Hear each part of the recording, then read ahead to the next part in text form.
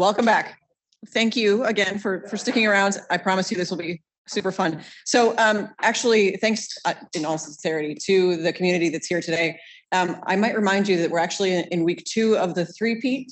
Last week was RSA. This week we have this event, and next week is Hack the Capitol. So one of the reasons why we packed this in here is because we want to make sure that, unlike last year, we did not step on the toes of Hack the Capitol, because among other things, we are also delighted to welcome Bryson Bort to the IST family as an adjunct senior technical advisor. I'm basically going to turn the stage over to Bryson, who I think everyone knows is the founder of SCYTHE and the ICS Village, leader of Hack the Capitol. And as I already said, it's happening next week, so please do think about going or joining the live stream. Bryson is going to do a lightning talk about ICS and heaven only knows what else.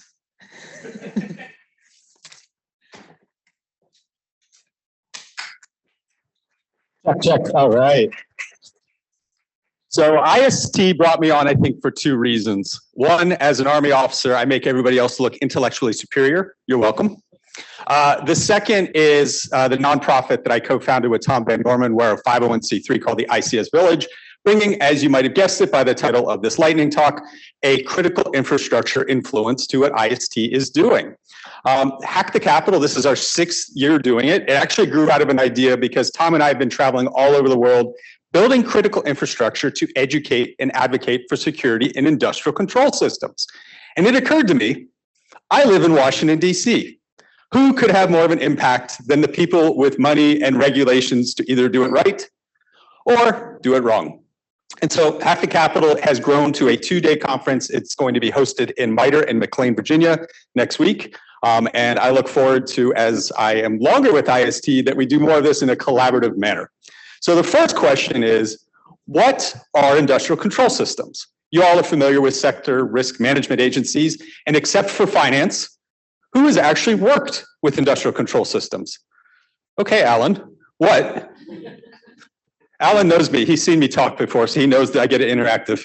A couple of water plants that I've helped out with securing their environments. Okay, so industrial control systems are the devices that underpin the operational technology to deliver your water. What is the ICS? What is the ICS for water? What are ICS? So they're generally the control systems that are controlled by the computers out there. So they're the ones that allow, in the case of water systems, how much chemicals you're allowing in, how much you're allowing out through the pipes and things like that. And for most of you, you pretty much knew Stuxnet, right? It's now been 0 days since Stuxnet's been mentioned. You're welcome. I do jokes. You can laugh at them or not. They'll still come.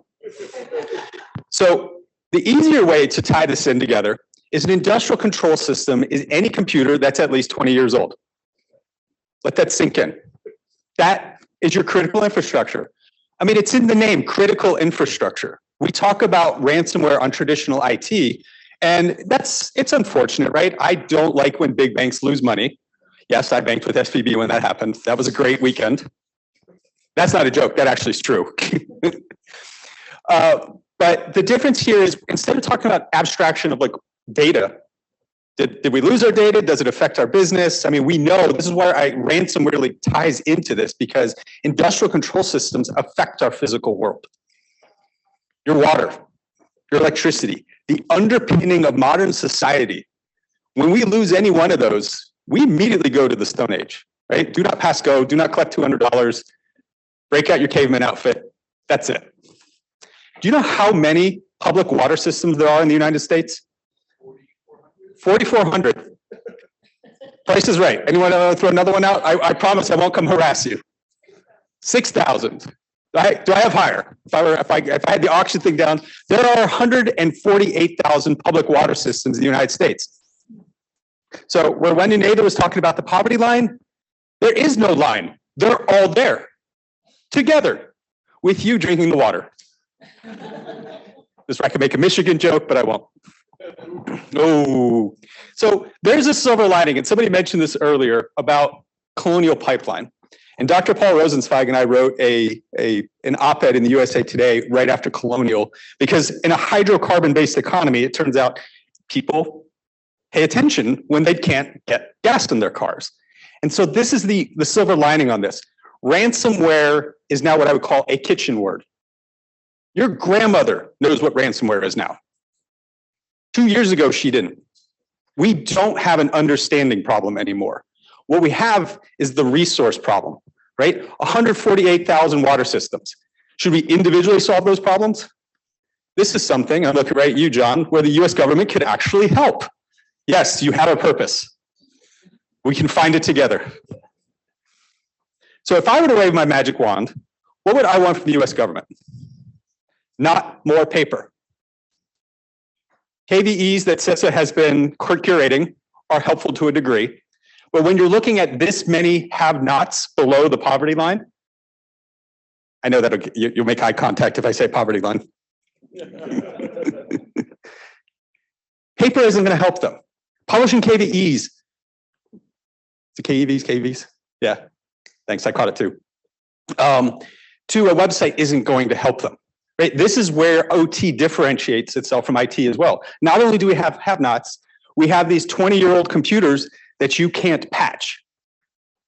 So how do we do mitigation around that? So the final piece that I'll bring together is there are good things that are happening. So I know you've been hearing all day, and this is, we like to doom and gloom in the security industry, right? We're all going to hell together. Well, let's talk about some positives. First of all, has anybody heard of FEMA's Incident Command System program? Yeah, we have a way of dealing with natural disasters. And someone mentioned earlier, when we're looking at this, we have this challenge of resilience. Well, that's what FEMA is doing with natural disasters that we're looking at. And it's the same thing we want our asset owners to be doing with our critical infrastructure. And so there was a program kicked off 2 years ago called Incident Command ICS for ICS, Industrial Control System. And you know where I'm going with it. It's too many letters. It's too late in the day for me too. Point being is they've now come out with a certification standardizing the incident command system process for FEMA for asset owner response for critical infrastructure resilience. That's up. It's running.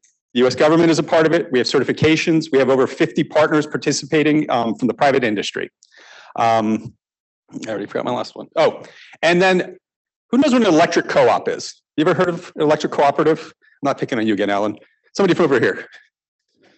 That guy. I mostly am familiar with the rural electric co-op that my grandmother was a member of, where effectively it was all owned by the people who were consuming the electricity.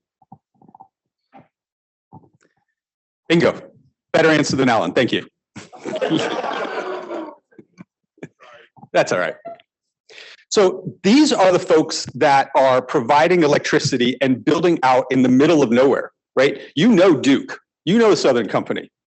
You know NextEra. But you don't know your grandmother's co-op. You don't know the 3,000 person co-op to a parish in Louisiana. Well, we have been coming up with and backing up my own idea of let's not just do paper. We're coming up with a pilot program in collaboration with the NRECA, who is the trade association for electric co-ops this summer, to come out with a joint community-based project to try to bring them something to it. It's a pilot. Will it work? I don't know, but stay tuned. Thank you.